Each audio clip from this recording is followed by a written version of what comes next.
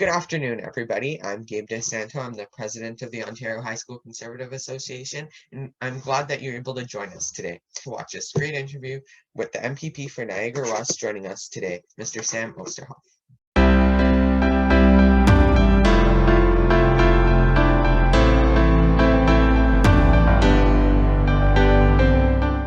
Sam Oosterhoff is the MPP for Niagara West, and he was the youngest MPP ever elected, having been 19 years old when he got elected.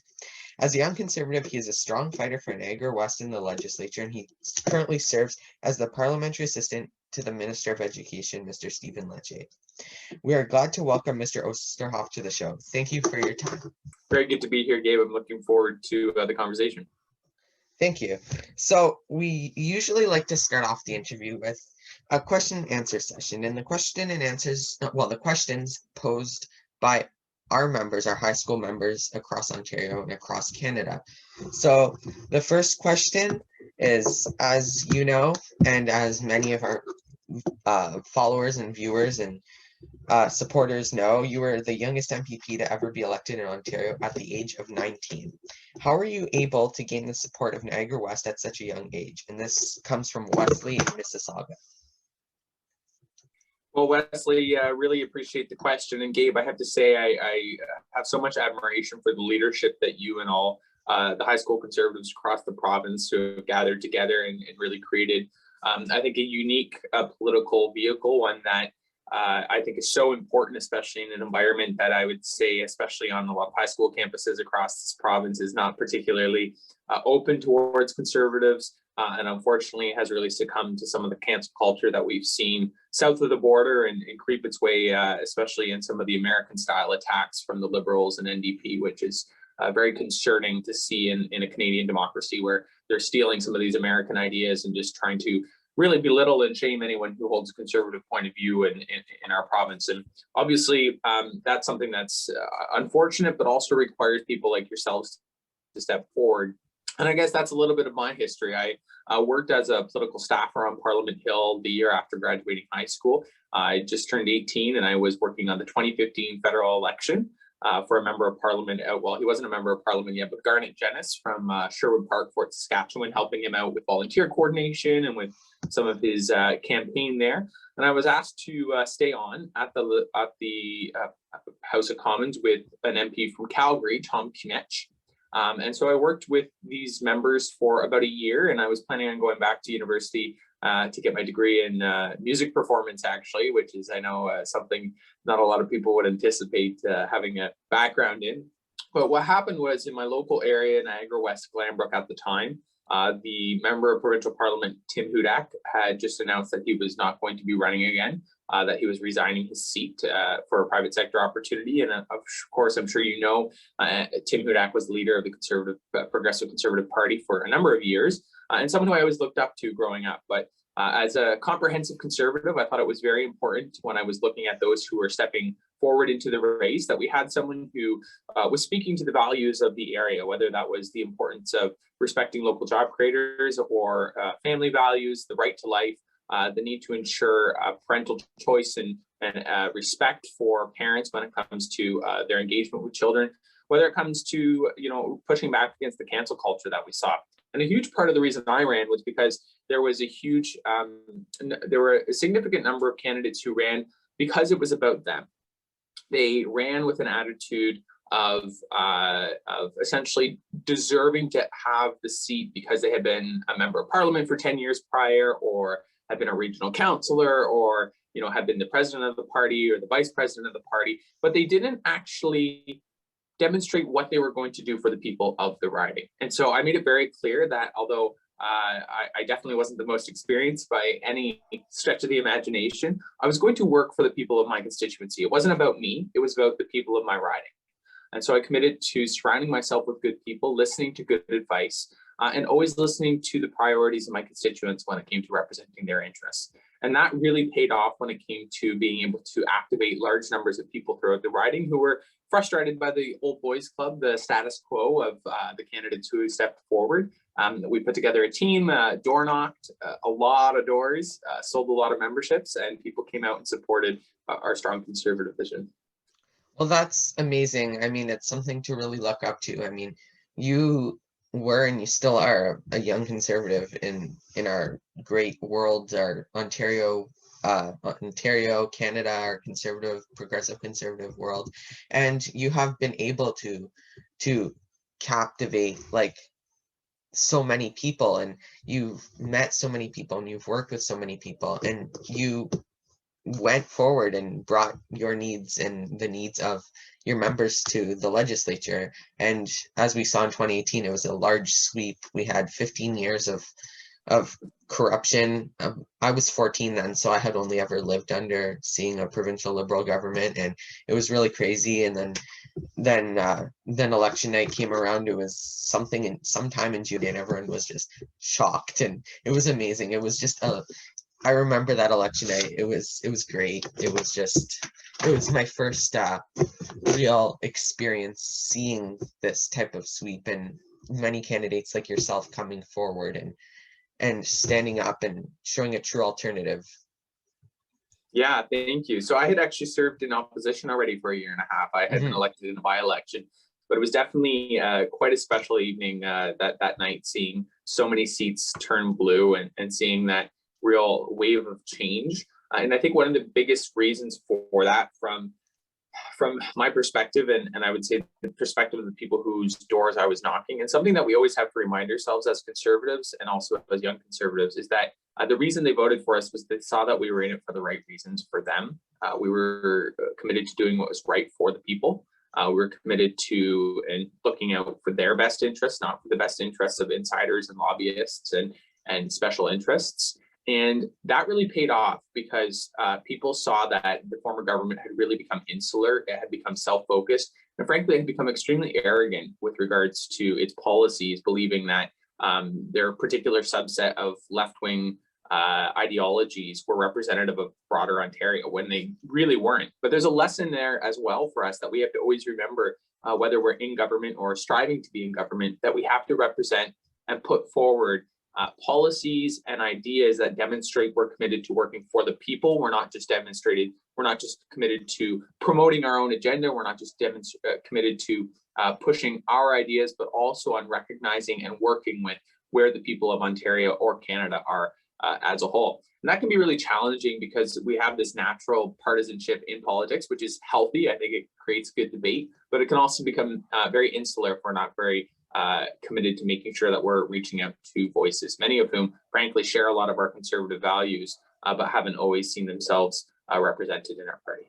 Well, that's definitely what I talk with so many. This is my 7th or 8th interview so far, and everybody has said the same thing, that as long as people see themselves in the Progressive Conservative Party or the Conservative Party, we need to show that they can be a conservative.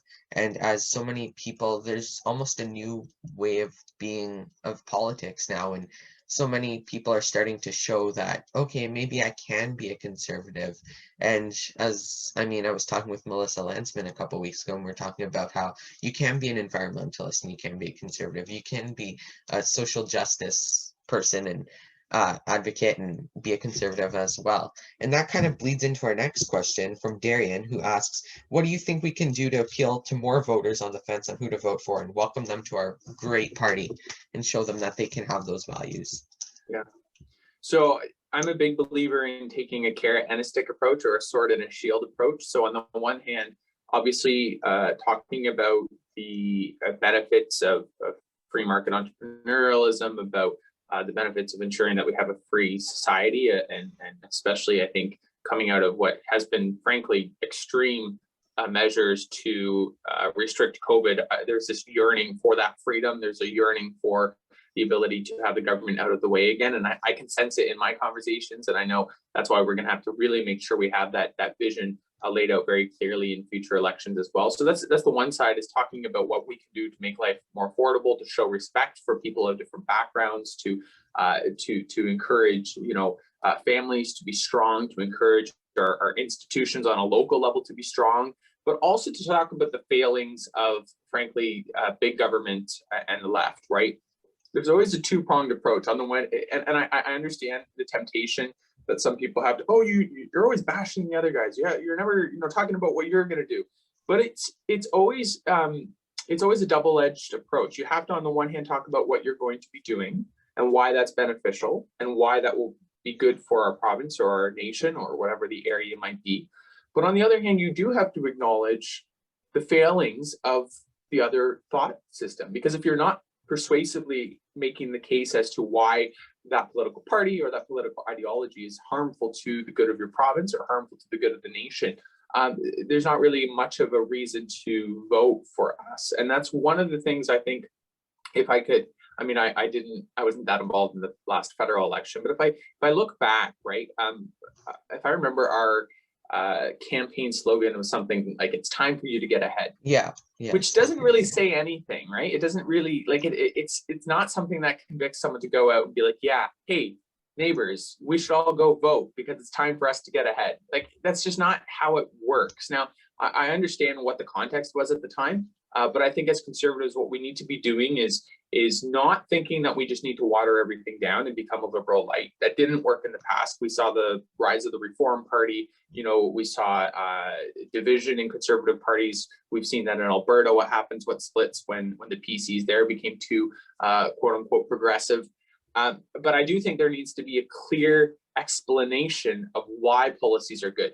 Do we believe in tax cuts for tax cuts' sake? No, we believe it's important for people to be able to make the best decisions with their money for their families, to invest in their communities as needed without the government's hands, frankly, trying to mess it up. So explaining the reason behind the policy is, I believe, really important to ensuring that we can convince people.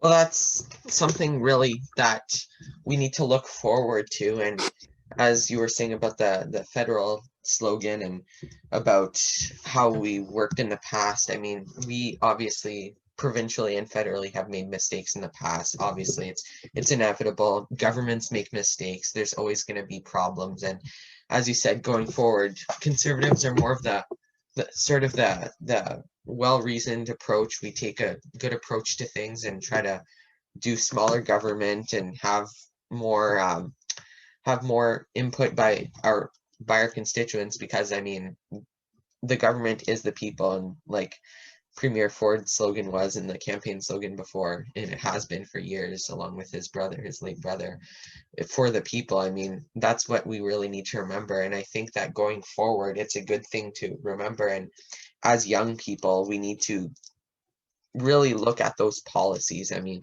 the Conservative Convention, the federal convention is soon. Last year was the Progressive Conservative Convention right before the pandemic. It was, I think it was near Niagara. It was like just a couple weeks before. It was really crazy. And last year there was a lot of upheaval with teachers' union strikes and all that, and it was very crazy. But going forward, people need to get involved. And that also goes into our next question. Crazy how the domino effect is going. But Jack asks, what role can young conservatives play in politics, and what can we do to grow conservatism as an attractive ideology to young people as we go forward? So I think there's a couple important things there. So first of all, recognizing that young voices matter, but not taking an aggrieved approach. So the left, I've noticed, does this with their young liberals, for example. They very much have this approach of like, the party never lets us in, wah, wah, wah. We don't get to be part of the big kids blocks. You know, they put us in a sandbox. Don't. That's not convincing anybody of your worth. It's making you look like you're complaining, right? If I was when I was 19 and I ran for office, if I just sat there and said, I'm a young person and no one's going to take me seriously, that's not fair, I would never have won. What I did was I said, okay, what are the steps that are needed to become a candidate and a member? Sell memberships, get them out to vote, convince people of what you're doing, and win. And boom, right? Very similarly, young conservatives can do the exact same thing that every other group can do when it comes to conventions, to nominations, to all these other groups. You're 14. At 14, you can be a conservative member, right? Your vote is just as valid as everybody else's. Candidates in a leadership race, candidates at a nomination level, at a policy convention, they want your vote just as much as 65-year-old businessman from, Etobicoke. Like, it's an equal system under that situation. I think we saw that a lot in the leadership race, right? And so then I think there is a disproportionate ability for young conservatives to be able to make an impact by doing the exact same things that older conservatives are doing, which is organizing, convincing, signing up members and getting them out to vote. Because when you can bring a solid block of support or bring a solid number of people bringing forward a particular policy and supporting that policy, everyone will pay attention, not just young conservatives. All conservatives will pay attention because now you're adding a substantive part of that voice. The other thing is, I always say I wouldn't want to have a legislature full of 19-year-olds, but I wouldn't want to have a legislature full of 80-year-olds either. And so recognizing that diversity in a meaningful sense, in the sense of having people from every background and having people from even every age group is important. And so there can be on both sides, older conservatives can kind of make fun of younger Tory clubs and stuff, but younger Tory clubs can also kind of scoff and mock the older Tories, I find.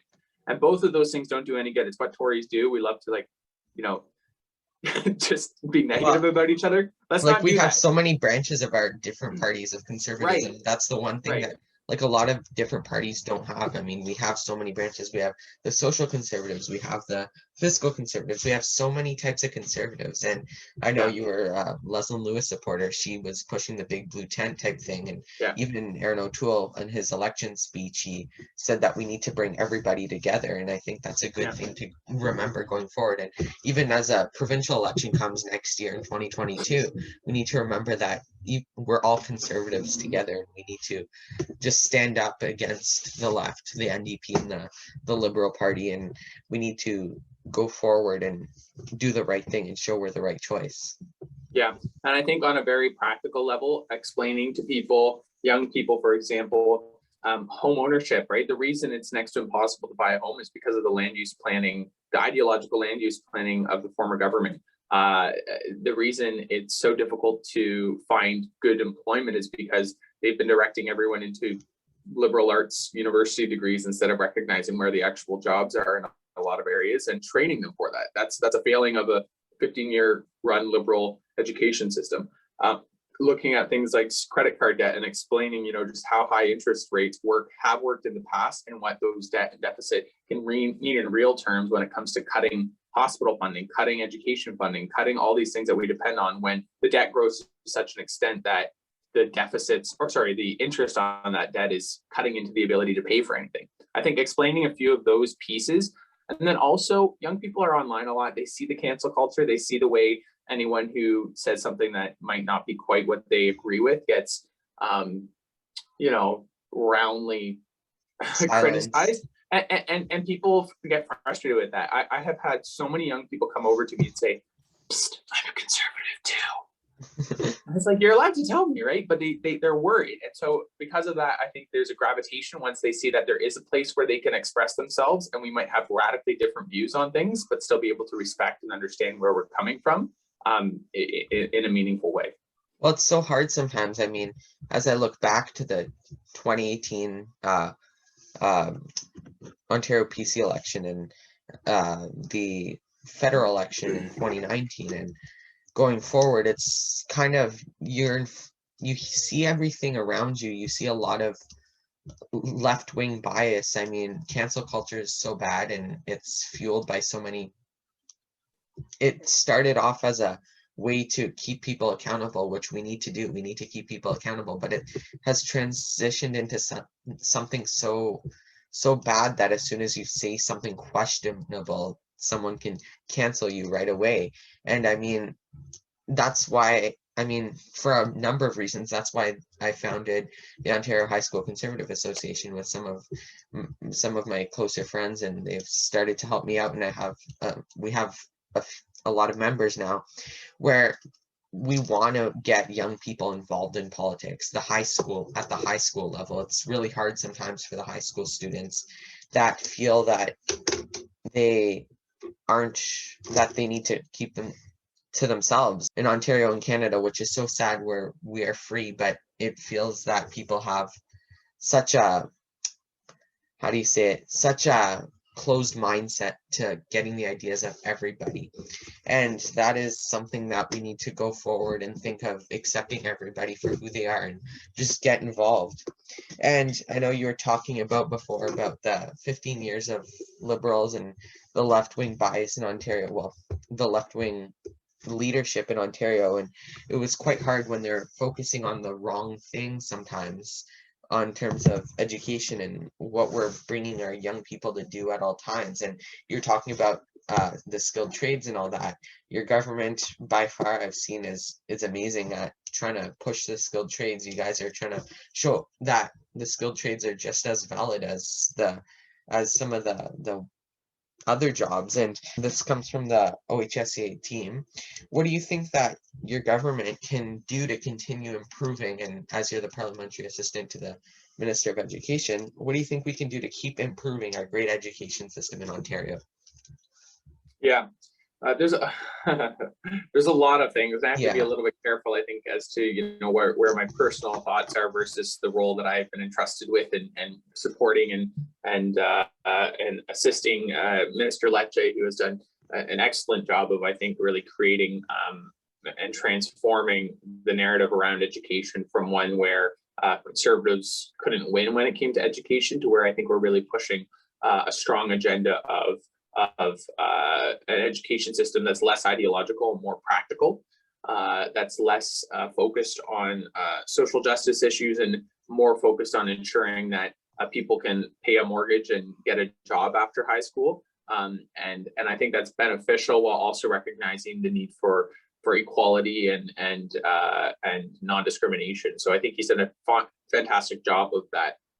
I think a couple of the pieces that I would say are some of the prouder moments come around pieces like, for example, cyber awareness of digital trafficking, awareness of digital safety, but also financial literacy, right? Coding and financial literacy has been introduced as early as grade 1 now in our education system. Before, it used to be a little bit in high school, but barely anything. Now we're trying to really incorporate it throughout the education system. It takes time for that to actually work its way through, right? You can put in the curriculum, but until there creates more of a culture shift.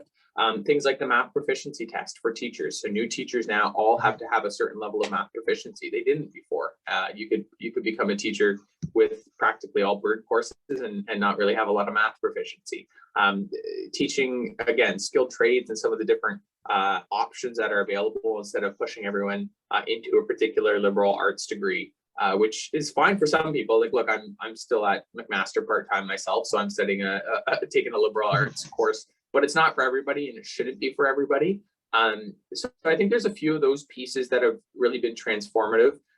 Just teaching people something that I believe we should be doing as well is teaching people more about just the proud history of our country and our province. There's become an unfortunate trend to only ever focus on the negative aspects of our history, and there's absolutely things that we need to learn from. You think of the residential schools, you think of some of these tragedies that have happened in our past. We can't ignore that. We have to learn from that. But there's also a lot of amazing things, like look at religious diversity.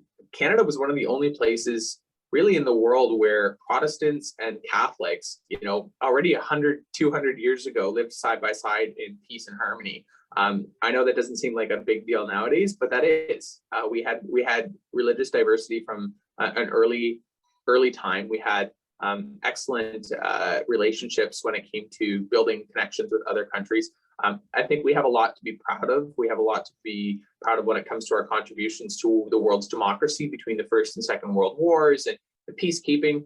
So I think we have a real opportunity as we move forward to also ensure that our education system recognizes that, while still acknowledging, of course, that there have been failures, as every nation has had. well, yeah, that's a good thing I think going forward we need to focus on that, how we're still a fairly new country. I mean, 155 years old is very young compared to a lot of different countries. And Ontario, we were here from the beginning. And like you said, we have such a deep history, and we need to remember that while also coming forward. And yeah. The very first legislation that was ever passed in the British Commonwealth to ban slavery was passed in Niagara-on-the-Lake, right? In like the late 17th century, I believe it was, or sorry, the late 18th century. That's remarkable. Like, we have a legacy of the first legislation in the whole British Commonwealth, which at the time was, had like a sixth of the globe, to ban slavery. That's something we should be proud of. And I don't know if anybody even learns about that in our classes, right? Yeah, I mean, not many people talk about that, and it's kind of sad that, I mean, there's so much more of a deep history Canada and Ontario that we need to remember. And I think this speaking of another going piece of forward, that, of course, is that we are all immigrants for the vast majority, aside from our First Nations. But people want to come to Canada for a reason. They don't want to come to Canada because we're such a terrible country. They want to come to Canada because we're a good country. And so I think we can fall into this, and it's a Canadian, perhaps it's not uniquely Canadian, but I think there is an aspect of it that we're extremely apologetic about our own history, about our own past. We're kind of don't like to talk about the good things we've done or the good institutions we have, unless we're comparing ourselves to the US. But I think we have to recognize, like, new Canadians are proud to be Canadian, and they're proud of Canada. And so we should also, as Conservatives, really be appreciating that and building those connections to build pride also with new Canadian communities, right? Because all of us have come over at one time or another as new Canadians, and we came here because we wanted to live in Canada, as do they. And so we need to, I think, continue to build those relationships.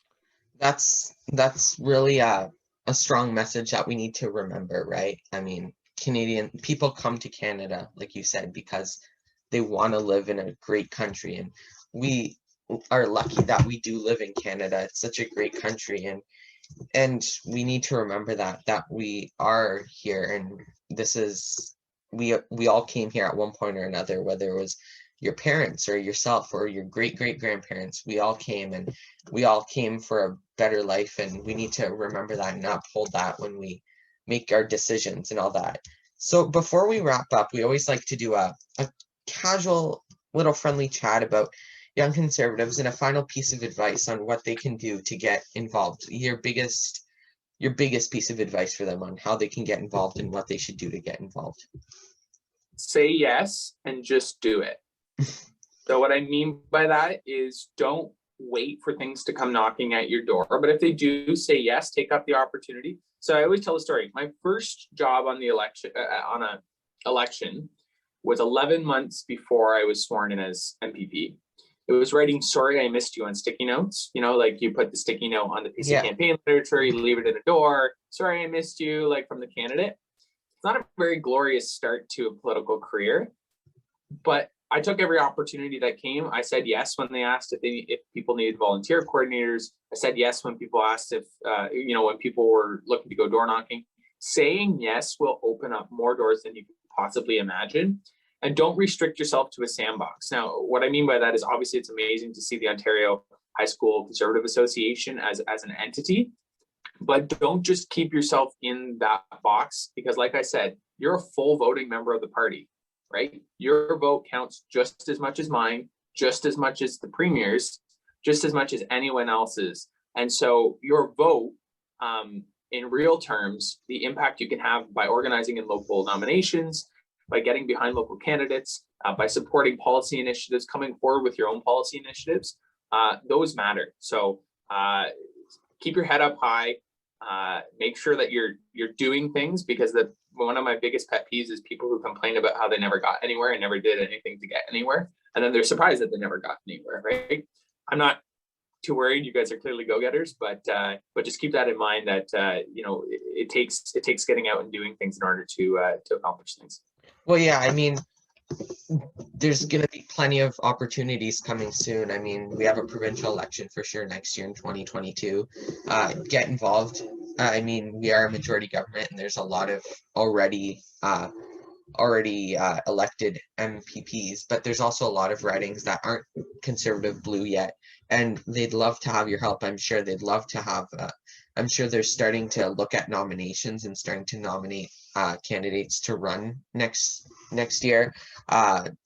Get involved in campaigns. I mean, the federal. I mean, there may be an election this year, so there's a lot of nominees. There's not very many. I mean, there's a good amount already nominated, but when I look through the list, there's still many ridings that don't have candidates yet. So get involved in your local, federal, and provincial EDAs if you have your membership. The membership's not that much. It's $15.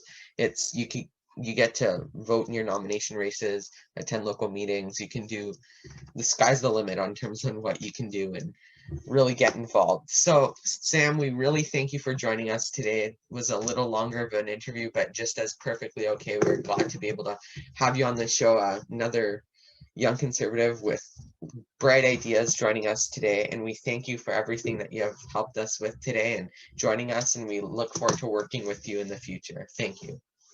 Thank you very much, Gabe. All the best. So that is it. We hope you enjoyed today's interview. You can look for more video interviews coming soon. Make sure to follow our Twitter and Instagram and Facebook accounts at Ontario HSCons for info about our next interview and for more great content. Make sure to look at our website at ontariohsconservatives.org to learn more about us, see our projects, and everything that you need to possibly know about us is on our website. And make sure to like this video, subscribe to our channel, and click the notification bell so you never miss a video. We hope to see you all soon, and thank you for joining us today.